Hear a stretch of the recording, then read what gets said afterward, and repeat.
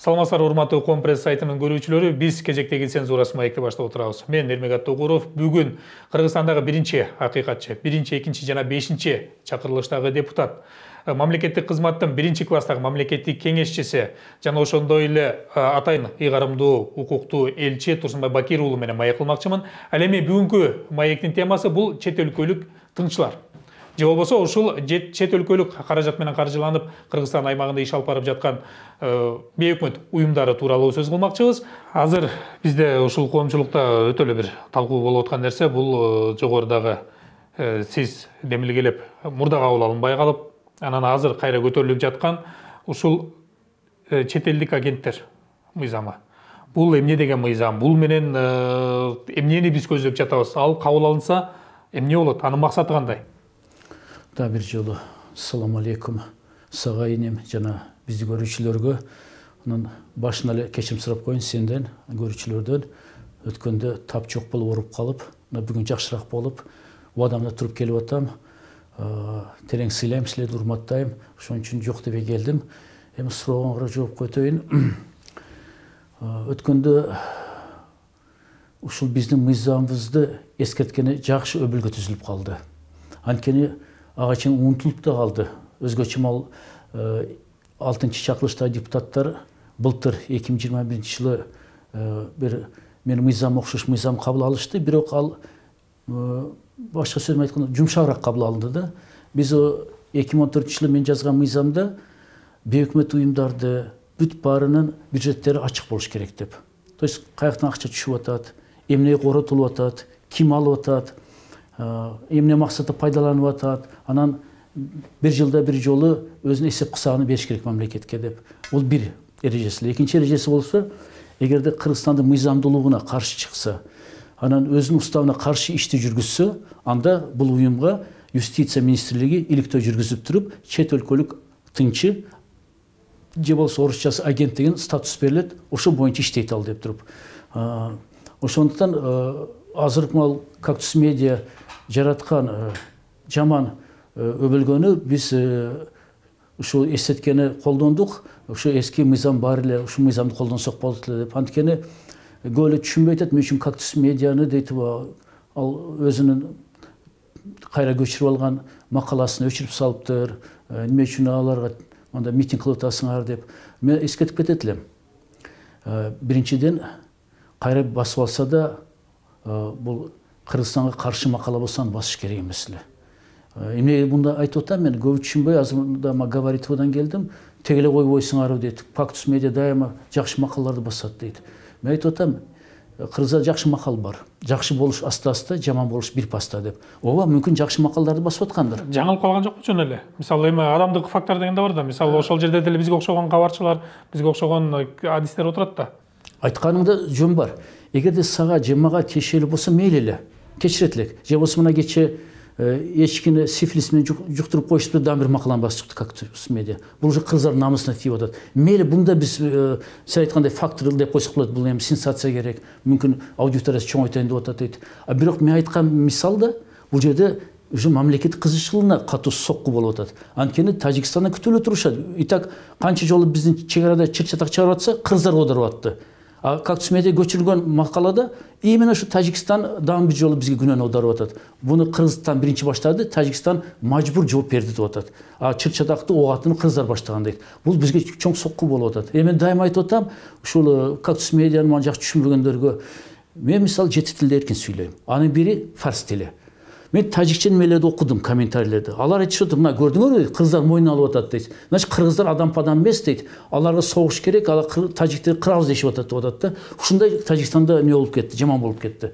Анын ичинде эми 1-2 блогер бар экен. Алар адилеттүү карашып айтып атат, ишенбей эле дейт. Анткени бул Эмомали Рахмон режимин атайын чыгарган провокациясы деп атат. Бир алар кулак салбайт экен. Мына кыргыздар өзү айтып атат дейт, Кактус медиа айтып атат деп. Ушундай ушул жерде кайра кайрылалы, азыр жанагы чет элдик агенттер болуп атат да. Мисалы эми буга чейин чет элдик агент деген эле сөздөр айтылып аткан. Эми бул жерде биз түз эле тыңчы деп макам берип калабызбы? Бул жерде мыйзамда төмөнкү иш болгондо, бул мыйзам 2014 жылы жазылган. Жогорку кеңешке сунушталган. Биринчи, экинчи окуудан өткөн. Өзү жогорку кеңеш регламенти боюнча бүт сунуштар биринчи экинчи регламентте киргизилет. Үчүнчү окууга келгенде жөн добуш берип кабыл алынат. Же болбосо редакциялык өзгөртүү киргизилет. Мисалы, агентти Мыктыбек Абдылдаев сунуш кылды. Агенттен орусча болуп калат экен, анан МПОлор каршы чыгып атат, шпион деп болуп калат экен. Тыңчы эле кыргызча айтайлы деп кыргызча сөздү киргизди. Ошону биз кабыл алганбыз. Чет өлкөлүк тыңчылар деп туруп. Анан ушул мыйзамды 3-чү окуусуна келгенде бул жерде депутаттар менен президент ойноп кетти. Мен муну ачык эле айтып коеюн. Мына ошондо июндун аяктарында эл аралык комитетте Америка Кошмо Штаттары чакырды. Баарын чакырып мени чакырбап коюптур. Эмне десем, Вашингтон сизди жактырбайт дейт. Ошондуктан дейт, биз сизге билет алган жокпуз, акча бөлүп берген жокпуз, калган депутаттар учуп кетип дейт. Ачым келип, анан кийин виза барды уже ачылганда. Өзүм акча таап, арзан билет алып алып туруп, Atlas Global деген компания чыккан экен. Вашингтонго учуп барып, Нью-Йоркко барсам, уже кетип калышыптыр биздин депутаттар Вашингтонго. Жалаң сенатор, конгрессмендер менен жолугушууда. Ошондо Вашингтонго келип, сенатор менен жолугуп атканда, мен кирип келсем, депутаттар айтып калды, мына автору дейт. Биз сокпой ушуну согуңуз дейт. Караса 9 жолугуш болуптур. Американ сенатор, конгрессмендер менен. 9 жолугуштун 7-өсү şu çet өлкөлүк агенттер боюнча мыйзамга каршы и гейлерге каршы биздин мыйзамыбызды. Өкөндө мен авторлордун ичинде бармын. Мына автор келди, мага аударып коюшуп атпайбы? Ошондо мага катуу чабуул болду Америкада. Мен айттым, жок дедим. Мына чет өлкөлүк агенттер боюнча силер 1938 жылы кабыл алгансыңар. Силер килеге мамлекет, силер кимди коркуп атасыңар дедим. Силерден кийин дедим, Орусия кабыл алды 2012 жылы. Ал да килеге мамлекет, супердержава. Бизге Кыргызстан өз Кудай айтып атат, кабыл алган. Биз болгон 12 000 аскерибиз бар. Кыргызстандын чек-арасы проходной двор, ким кааласа кирип чыгат, ким кааласа чыгып кетет. Ошон үчүн бизге бул мыйзам керек десем, албайм дедим. Ушунта чабуул жасады. Аласыз, албайм дедим ал мыйзамды атка. Бирок ошол кезде провокация жүрүп кетти. Каныбек Иманалиев комитет төрагасы мени Кыргызстанга срочно чакыртып атат деп Америкадан биздин алдыга учуп келди. Учуп келип карасал, как раз үлгүрүп калыптыр. Жогорку кеңештин 5-чакырылыштын акыркы жыйынына катышканы. Ошол жерде жана стенограммада мага көрсөтүп атпайбы, сөзү бар экен. Урматтуу төрага, урматтуу коллегалар дейт. Мен азыр Америкадан келдим. Ушул автордун негизги, ушул мыйзамдын негизги автору мен менен кошо жүрдү, Турсунбай Бакиров. Ошол айтып жиберди менен дейт. Бул мыйзамды азыр карабагыла, күзгө алдырып коелу деп. Анан депутаттар ишенип туруп, даже мен менен кошо соавтор болгон мыйзамдын авторлору Нуркамил Мадалиев менен Надира Нурматов таң калыптыр. Кандай Турсунбай Бакиров биз менен кеңешме ушундай чечим чыгарыптыр деп. Ошо менен 3-чү окууда кабыл алынбай калат.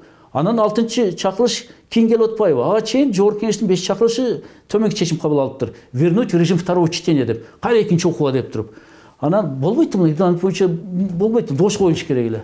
6-чы чакырылышта келгенде карабай анткени 2016-жылы Чолпон Жакупов менен Жанар Акаев эми түшүнүктүү алар бейөкмөт уюмдардан келишкен. Ал мыйзамды четке кагалы деп сунуш беришет. Сөздөр архивде бар, жогорку кеңештин архивинде. Эртең Кыргызстан кризиске учураса, бизге Америка, Европа жардам берет. Мен Турсунбай Бакиров менен Мадалиев, Нуркамил, Надира Нурматов жардам берет. Ушундай сөздөр бар экен. Анан депутаттарга дош салганда четке кагышыптыр. Ошо менен бул мыйзам кабыл алынбай калат. Эми бул мыйзам кабыл алынганда эмне өзгөрөт? Мисалы ошол эле коомчулукта же болбосо жарандык коомдо. Биринчиден болсо эл бизде ишенчек. Кайсы маалымат бербеген азыр баарын жутуп алат. Ишенчек. Ошон үчүн азыркы көбүнчө гезиттер, сайттар, блогерлер ушу сенсация өтүп алды. Ал ушуну басып чыкса, жана мен айтып атпайбы, эчки сифилис жуктурду деген. Ушул макаланы басып койсоң, эл ошо жабышат дейт да, терс материалдарга. Анткени адамдын табияты ушундай экен, жаман нерсеге тез жакындайт экен бул. Ошон үчүн мындай нерсени ылгаш үчүн сөзсүз биздин мыйзамда жазылган эле юстиция министрлиги иликтөө жүргүзүп туруп, эгерде чет өлкөдөн каржыланып, анан кийин өз уставынан чыгып кетсе, уставы бар да, бир министрлик юстицияда катталат да, ушунча устав менен каттатып кой, мен ушу устав менен иштейм деп. Анан кийин Кыргызстандын мыйзамдуулугуна каршы чыгышса, ошондо юстиция министрлиги иликтөө жүргүзүп туруп, чет өлкөлүк тыңчы деген маккам берет. Ошон бергенде уже бул массалык маалымат каражат болобу, ушул бейөкмөт уюм болобу, бир ишти баштаса, башын эскертип коюш керек. Мен Кыргызстандын мыйзамына ылайык чет өлкөлүк тыңчымын деп. Ошондо эл өзү ылгап калат. Буга ишениш керек эмес экен. Бул маалыматыны алардын ишин жүргүзгөнгө эч кандай тоскоол болбойт. Жок, алар ишин жаппайт аларды. Мисалы бүгүн кайсы бир уюмду айталы, эми атын атабай эле коелу. Кайсы бир уюм иш алып барып атат. Анан эртең ал ошол чет өлкөлүк тыңчы деген макам алды. Бүгүн аткарып аткан ишин эртең улантат. Жок, эч. Только ал эскертип кетет. Мага Кыргызстандын мыйзамы боюнча, ушул иликтөө боюнча, ушундай маккам берилген деп башында бир эскертип койду, шаблон. Ошондон кийин эл өз жыйынтык чыгарат. Зарылчылыгы эмне? Эгерде ишине эч кандай таасир бербесе, мыйзамдын ошо менен таң калат, эмне каршы чыгып атат буга. Только булардын бул окуп аткан адамды, аларга ишенген адамдарга бул ой салып коет. Значит, мында маккам бар экен, чет өлкөлүк тынчы деген. Ошон үчүн бул материалды анализдеш керек. Сразу ишениш керек эмес буга деген. Эми дагы бир нерсе бар да. Мисалы бизде баягы кайсы бир ошол массалык маалымат каражаттарынын бири баягы Аскар Акаевдин учурунда эле оппозициялык маалыматтарды же болбосо өздөрү айтмакчы мондай нейтралдуу маалыматтарды берип келген дагы коомчулук ошону угуп, көрүп, окуп келишкен. Анан ошонун кадыры менен азыр деле аны бир укмуш эле эстетип атат. Эми анын коомчулуктун пикирин айтып атам. Эми тескерисинче биздин ушул массалык маалымат каражаттары кимдир бирөөгө таасиринин алдында иштейт. Же болбосо өкмөткө көз каранды телеканалдарды айта алам. Мисалы дагы ким бирөөнүн долбоору деп эсептеп келгенде ошол макамды көрүп тескерисинче булар бейөкмөт уюм экен, же болбосо булар эч кимге көз карандысы экен деп тескерисинче ошолорго кызыгууну таратып койбойбу? Анткени айрымдар мисалы азыр отурат дагы карап көрүп макам болбогондон алар ойлойт, жергиликтүү эле кимдир бирөөгө баш ийген, мисалы гезит экен же болбосо сайт экен, кимдир бирөөгө баш ийген радио же теле экен деп эле кабыл алып коет да, бирөөнүн саясатын жүргүзүп атат деп. Макамды уккандан кийин тескерисинче булар чет мамлекеттен экен, демек бизге баш ийбейт, биздин саясатчыларга баш ийбейт. Чындык ушул жерде деп ойлобойбу? Эрмекиним, сиз ушул оюмду биздин бейөкмөт уюмдардын, массалык маалымат каражаттарынын жетекчилери жеткизчи. Ушуга баш жетпептир алардын. Мен да сен айтсаңыз айтып атам. Чында эле бул тескери эффект берип коюшу мүмкүн. Но бул биз мыйзамыбыз жөнүндө азыр көзөмөлгө биз мындай кызыктарбыз. Бирок айткан нерсе болушу мүмкүн. Бирок ошол үчүн мен айтып атам да, жана бейөкмөт уюмдар менен массалык маалымат каражаттар каршы чыкпаса экен бул мыйзамга деп. Мына сиз айткан нерсени алар да ойлонушпады окшойт. Эгерде чындап ушун авторитети күчтүү болсо, анда эл аларга ишенет. Но бул жерде биз негизинен эмне үчүн кылып атабыз? Жана Кыргызстанга каршы иштер болуп кеткенде аларды маккам болуш керек. Биз билишибиз керек. Бизде жана сиз айткандай Акаев мезгилинде канчасы камалып кетти, туурабы? Анда кылмыш жаза кодексинде атайын беренелер бар эле. Камаш боюнча атайын провокацион материалдарды басам. Бизде андай нерсе жок. Биз только маккам беребиз. Анан маккамды бергенде эл өзү айтат. Ишенейм, ишенбейм өзү жыйынтык чыгарат. Сен айткандай болушу мүмкүн болуп кетиши мүмкүн. Ооба, ал чет өлкөдөн каржыланып ушуга ишенсек болот экен деп. Бирок башка пикирде болушу мүмкүн. Жок, булар маккамы бар экен, биз ишенбейбиз. Бул кайсы материалга акча төлөсө ошону баса берет экен деген ой туулушу мүмкүн. Чет элдик агент деген, ошол чет элдик тыңчы деген макамды берүү менен алардын ишин тоскоолдукка учуратуу же ишин токтотуу, жаап салуу, Кыргызстандан чыгарып салуу деген пункттар барбы? Бул жана кээинки биз күнөөлөп атпайбы? Башка өлкөнүн мыйзамдарын көчүрүп алды деп, мисалы Американыкы деп. Биз бүт мыйзамдарды иликтедик. Анткени жаңы велосипед ойлоп чыгыш керек жок. Бүгүнкү күнү мына биз сындагандар өзү карап көрсүн конституцияны. Конституцияда башка көбүнчө Франциянын азыр конституциясын көчүрүлгөн деп атат. Албетте негизге бир мыйзамды алыш керек. Жаңыдан велосипед ойлоп чыгыш керек жок. Жапайы эл эмеспиз. Цивилизация өлкөдө бири-биринин жакшы жактарын алмашыш керек. Ошондо биз болгон мыйзамдар баарын карап чыктык. Анын ичинде Венгрияны карап чыктык, Польшаны карап чыктык, Россияны карап чыктык, Американы карап чыктык. Америка бизге туура келбейт экен. Анткени Американын мыйзамдары боюнча эркиндиктен ажыратылат экен. То есть биз анда Америка мыйзамын алганыбызда негиз катарында анда биз камашыбыз керек эле. Ошо чет өлкөлүк тыңчы деген макам берилгендери. Биз аны четке кактык. Биз Россияныкын көбүнчө алдык, Венгрия, Польшаны кабыл алдык. Анан кийин баары кааласаң биз Россия менен жакын экен да. Жашоонун жол жобосу, азыркы мамлекеттик түзүлүш баары окшош экен. Ошондон жакын жактарын алдык ал жактан. Бuyakta секрет эмес. Дагы жолу айтып кетейин. Керек болсо Кыргызстан конституциясына көчүрүп алышкан. Анткени бул нерседе саясатта жаңы нерсе ойлоп чыгыш кыйын. Бул давно Рим империясынан баштап, көбүнчө башка Франция, башка өлкөлөр Рим империясын алган. Ошолордун закондорун алышкан. Эми мисалы дагы бир нерсе да, эртең чет элдик чет мамлекеттин тыңчысы деген макам берилди. Ошол эле уюмдарга берилди, массалык маалымат каражаттарына берилди. Мисалы бизде чет өлкөлүк массалык маалымат каражаттар бир жагы эле бир 5 бар. Ирилеринен айта турган болсок, андан башка дагы көптөгөндөр бар. Ошол эле АКШны айта турган болсок, Америка, Россияны айта турган болсок, Европанын радио телелерин эске алганда. Эми маселе мындай болуп атат. Жергиликтүү массалык маалымат каражаттары бизде эле жаңылабыз да. Мисалы ошол эле Тажикстан менен болгон окуяда Кыргызстандын ичиндеги Кыргызстан тарабынан, Кыргызстан жарандары тарабынан каржыланган ошол эле сайт, теле же радио жаңылып калса кандай реакция болот эле? Мисалы азыр биз кактусту тепкилеп атабыз баарыбызчы. Мындайча айтканда коомчулук. Мына тажиктерге тартып кетти же болбосо ошол Тажикстандын саясатына туура келе турган маалымат жарыялап жибер деп. Эгер ошону жергиликтүү эле басылмалар басып чыгарса кандай болот эле? Ну, бул жерде уже Кыргызстандын жылкы кылмыш жаза кодексинин башка статьялары булар колдонуш керек. Анткени булар чет өлкөдөн каржылаган жок, өзүң айткандай. Булар атайын чыккынчылык кылып басып аткан болушу мүмкүн. Кыргызстанда болуп туруп, Кыргызстан жарандар болуп, биз Кыргызстанга каршы чыккан, бул чыккынчылык болот. Бул атайын кылмыш жаза кодексинин статья бар. Буну мамлекеттик чыккынчылык деп аталат статья.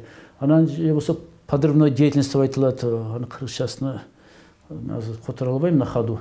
Ошондой статьялар бар. Эми деген мындай болуп атат да, мисалы ошол эле чет мамлекеттен каржыланды деп аргументтер, далилдер келтирилип атат. Ошол эле Кактус медианы. Анан бул бир жолку бир журналисттин жаңылышуусу жалпы массалык маалымат каражаттарын сырттан каржыланабы, иштен каржыланабы бардыгын тизгиндөөгө мүмкүнчүлүк бериши мүмкүнбү? Себеп дегенде эртең мындай болуп кала турган болсо, ар бир жаңылган редакцияга адам деген адамдык факторлор бар. Ар бир жаңылган редакцияны баскылай берсек, эртең сөз эркиндигине тоскоол болбойбу? Себеп дегенде биз азыр мактанган нерсебиз күчтүү жарандык коом жана сөз эркиндиги. Ошол менен азыр экөөбүз цензурасыз маектешип атабыз. Эгерде Тажикстанда же болбосо Өзбекстанда же Казакстанда болгондо экөөбүз азыр ачык сүйлөшө албайт элек. Эгерде Кактус медианы жаңылышкан деп ошол учурда жаап салса, бул диктатор режимге туура келет эле. Эгерде байкасаңар, биз митингде башка лозунгтарды көтөрүп чыктык, митингде башка сөздөрдү айттык. Шаардык прокуратура кылмыш иш козгоптур, аягына чейин чыксын дептир ошол жерде. Прокуратура кандай жыйынтык чыгарат, ошол нерсе сотко өтөт. Сот анан чечим чыгарат. Же бул эскертүү, же болсо айыпка салат. Биз азыр айтып атабыз, жабыш керек эмес. Айыпка жыкса да жетет дедим ошол. Моралдык ущерб Кыргызстанга кетти деп туруп. Но буякта азыр биз мыйзамдуу жолду сунуштук кылып атабыз. Эгерде шаардык прокуратура ишти жаппай сот ишин алып барса, сот өз чечим чыгарат. Бул демократиялык маселе болот бул жерде. Жаап салса, эгерде чында эле ушундай тергөөчүлөр ушу аныктаса, значит бул атайын басылган деп анткени жана Азия плюс мен иликтеп көрдүм. Азия плюс Америка Кошмо Штаттары жагынан каржыланат экен. Мен таң калдым да. Кактус медиа муну пророссийский дейбиз. Айым үчүн проамериканский деп көчүрүп атат. Мен ушу башым жетпеди. Мен муну эми тергөөчүлөрдүн башы жетет ага, антип иликтешет алар. Анан бул иликтеп бүткөндөн кийин чечим чыгарса, сотко баш ийиш керек. Же болсо апелляция бериш керек буякта. Но бул биздин мыйзамыбызга талабы тийиши жок. Бизги чет өлкө агенттерди биз экинчи талап койдук. Ошо Кактус медиада биринчи шаардык прокуратура ишти жаппасын, экинчи биз жогорку кеңешке кайрылып атабыз. Бүгүнкү күндө бул мыйзам жок. Мыйзам жок учурда ушул бейик өкмөт уюмдар сырттан каржыланган, макул ошол эле Америкадан болобу, Россиядан болобу, же болбосо дагы бир башка бир жакынкы чыгыштан болобу, кайсы жактан бир каржыланган бейик өкмөт уюмдар иштеп атат. Алардын келген, кеткен чыгашалары эсептелинеби бүгүнкү күндө? Ооба, мен 2014-жылы, 2015-жылы атайын ушу мыйзамдын автор катарында коопсуздук министрликке запрос бергем. Анан ал жактан жооп алганмын. Анан тышкары башка мамлекеттик органдарга да жана запрос бергем. Финанс полицияга, бияка, анткени депутаттар запрос берсе, мамлекеттик уюм жооп бериш керек мамлекеттик орган. Ошентип мен жоопту алганмын. Анан тышкары калыс бололу деп туруп, мүмкүн толук эмес маалымат деп туруп, мен силердин коллегаңарга кайрылдым, журналисттерге. Ошондо дело номерде Вадим Ночевкидің чоң мақаласы шықты, ким қанша қаржы алған ушу күнгө чейин деп туруп. Анан вечерин Бишкекте чыккан. Ошолордун баарын коштуруп жогорку кеңешке алып чыккан. Мына бул мамлекеттик эмес уюмдардын чогулткан маалыматын ушунча акча түшүптүр бейик өкмөт уюмдарга, ушулар же саясатчыларга. Эми саясат биз скользь эле айттык, анткени биздин максатыбыз бейик өкмөт уюмдар эле. Мына баланчы бейик өкмөт уюм ушунча алды, пром тыйыныга чейин жаздык биз ушуну. Ушуну көзөмөлгө алайлы деп туруп. Анткени эмне кылганын биз билбей атабыз. Мисалы, бүгүнкү күнү алар отчет бербейби бүгүнгө чейин бербечү эле алар. Бирок Бакыт Райымкулов деген депутатка рахмат, алтын чакырылышты 1 жыл узартпадыбы срогуну. Ошондо коомчулуктун давлениясы негизинде ошо жумшак вариантын өткөздү. Анын жумшак варианты боюнча бүгүнкү күнү уже 21-жылы кирген ошо бейик өкмөт уюмдарга кирген мыйзам өзгөртүүлөр боюнча бейик өкмөт уюмдар өзүнүн бюджетин ачык кылат. 1 апрелге чейин ар жылы мына азыр 1 апрелге келип атабы? Мына биринчи жолу бейик өкмөт уюмдар отчетту берет. Мына бизге ушунча акча түштү. Ушунчасын баланчыны иштеттик, баланчысын айлыкка иштеттик, эмгек майына баланчыга биз үй алдык, имарат алдык, машина алдык деп баарын көрсөтөт буякта. Но буякта бир нерсеси калып калды биздин мыйзамдан. Чет өлкөлүк тынчы деген маккама кирбей калган. Эми дагы бир нерсе, биз мисалы мектепте окуп бүтүп аткан маалда ушул бейик өкмөт уюмдар иштерин баштады. Азыр биз НПО деп көрүп калбадыкпы? Бизден ошо көрөрмандарга түшүнүктүү болуш үчүн НПО деп атап кете берели. НПОлор ишин баштады. Анан биз байкасак, алар көбүнчө жанагы тил үйрөтүү, ошол маалда жаңы келип аткан компьютерлерди үйрөтүү, программалоо, жөнөкөй нерседен баштады. Анткени биздин мектепте элементарный ошол компьютер жок болчу. Эң жөнөкөйү. Анан мындай алып караганда ошол маалда ошол уюмдар менен аралашып иштеп жүргөн балдар, кыздарды карай турган болсок, азыр жакшы бир ийгиликтерге жетишти. Ушул Кыргызстандын ичинде эле. Айрымдары чет мамлекетте иштеп атышат. Жакшы кызматтарда. Андан биз мамлекет эле пайда көрүп атат. Анан буларды карасак, биз ушинтип чектөөлөрдү көбөйтүп салсак, алар ишин таштап кетип калса, биздин ошол билим алуубузда айрым ошол эле өкмөт уюмдар билимге басым жасашат да. Же болбосо жанагы жеке инсандык өнүгүүгө басым жасаган. Алар дагы өзүн жыйналып алып кетип калса, кыргызча айтканда. Биз эртең бери ушул жаш муундун өз алдынча өнүгүүсүнө кедергисин тийгизип койбойбузбу? Анткени ата-энелер бардыгын эле өздөрү каалаган ошол окуучу балдарын кружокторго бере албайт да. Эрмегилим, сен жакшы мисалдарды келтирип атасың. Мен да жогорку кеңеште ушул мыйзамды алып чыкканда жакшы мисалдарды келтирдим. 2014-жылы бир 14 миңге жакын бейөкмөт уюмдар бар эле. Ошонун 99,9% мыйзамды бузбай уставына ылайык иштеп атат. Аялдардын укугун коргондо аялдардын укугун коргоп атат, майыптарды коргондо майыптарды коргоп атат, жаш балдарды укугун коргондо жаш бала укугун коргоп атат. Сен айтканда айыл чарба болобу, жана билим берүү болобу ал иштешип атат. Но саясатташылып кеткен, саясатташылып кеткен бейөкмөт уюмдар жөнүндө болуп атат. Уставында таптакыр нерселер жок. Мыйзамга жана каршы келе турган иштерди кылып атат. Бул жана саясатташылып кеткен бейөкмөт уюмдар. Булар көп болсо 10-15 эле. Ошолорду гана бүгүнкү күнү жок, мисалы мындай да. Жанагы тийсең тереке, тийбесең бутакка деген нерсе бар да. Анан кийин биз ошол жана саясатташып кеткен 10-15 уюмду мындайча айтканда ишин тескей издеп атып.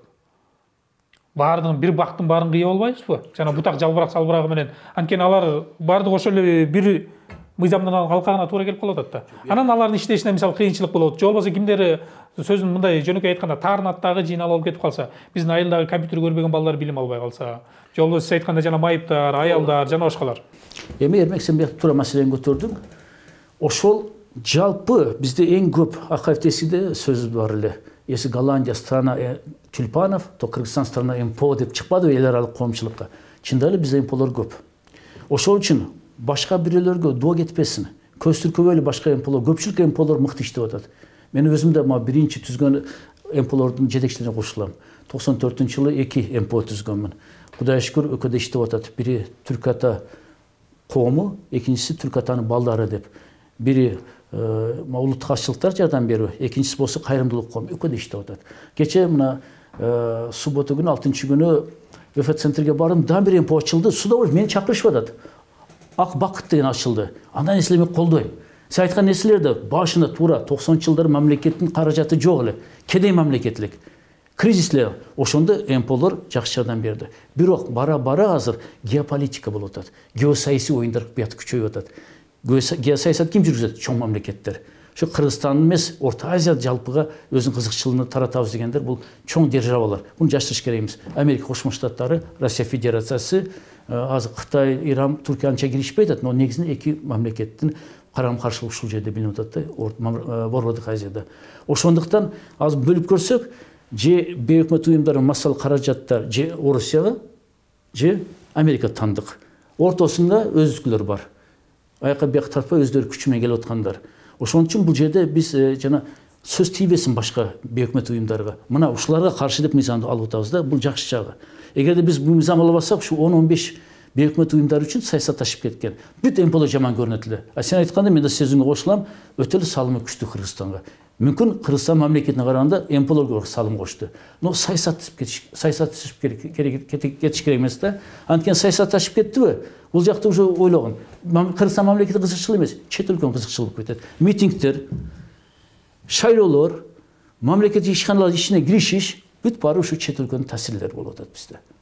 Мисалы дагы бир тактоочу суроодан, мисалы ошол эле күч түзүмдөрүндөгү, же болбосо жанагы тартип сакчыларды койсо, милиция, ошол жанагы түрмөлөрдү кайтарган мекемелер, УКМК, ошонун ишинде кайсы бир жанагы жаңычылыкты көргөзүү, жөнөкөйлөштүрүү боюнча дагы ошол бейөкмөт уюмдардын эмгектери бар да. Ал жагынан келгенде жогоруда айткандай биз азыр кичине эркинирээк дем алып атабыз кошмо мамлекеттерге караганда.